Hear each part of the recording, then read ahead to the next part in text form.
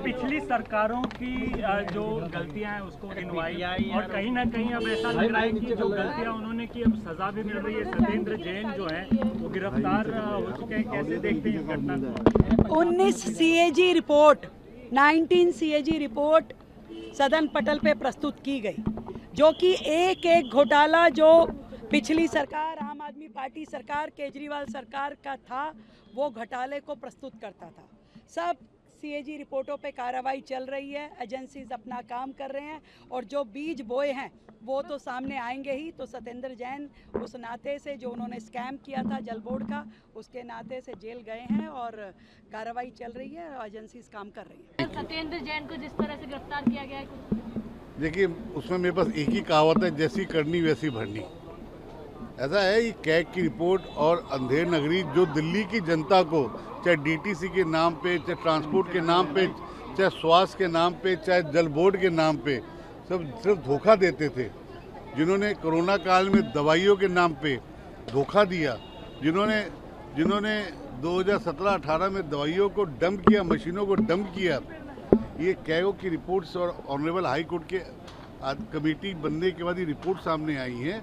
अब ये धीरे धीरे इनके राज खुलेंगे और इन पे सजा होना, ये उन्होंने जो कर्म किए हैं उसका भुगताना उन्हें भुगतना पड़ेगा। मैम, आपने पिछली सरकारों की जो गलतियां हैं उसको गिनवाई और कहीं ना कहीं अब ऐसा लग रहा है कि जो गलतियां उन्होंने की अब सजा भी मिल रही है। सत्येंद्र जैन जो है वो गिरफ्तार हो चुके हैं। कैसे देखते हैं इस घटना को? 19 CAG रिपोर्ट 19 CAG रिपोर्ट सदन पटल पे प्रस्तुत की गई, जो कि एक एक घोटाला जो पिछली सरकार आम आदमी पार्टी सरकार केजरीवाल सरकार का था वो घोटाले को प्रस्तुत करता था।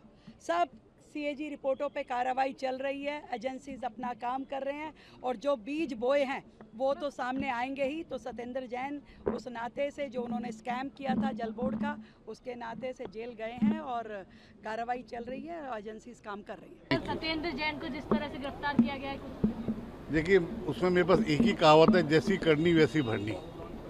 ऐसा है ये कैग की रिपोर्ट और अंधेर नगरी जो दिल्ली की जनता को चाहे DTC के नाम पे, चाहे ट्रांसपोर्ट के नाम पे, चाहे स्वास्थ्य के नाम पे, चाहे जल बोर्ड के नाम पे सब सिर्फ धोखा देते थे। जिन्होंने कोरोना काल में दवाइयों के नाम पे धोखा दिया, जिन्होंने 2017-18 में दवाइयों को डंप किया, मशीनों को डंप किया, ये कैगो की रिपोर्ट्स और ऑनरेबल हाई कोर्ट के कमेटी बनने के बाद ये रिपोर्ट सामने आई है। अब ये धीरे धीरे इनके राज खुलेंगे और इन पे सजा होना, ये उन्होंने जो कर्म किए हैं उसका भुगताना उन्हें भुगतना पड़ेगा। राजनीति हो या क्रिकेट, देश विदेश की ब्रेकिंग हो या आपके मोहल्ले की बड़ी खबर, सब मिलेगा एक ही ऐप में, सबसे तेज और भरोसेमंद। अभी डाउनलोड करें दैनिक भास्कर डिजिटल।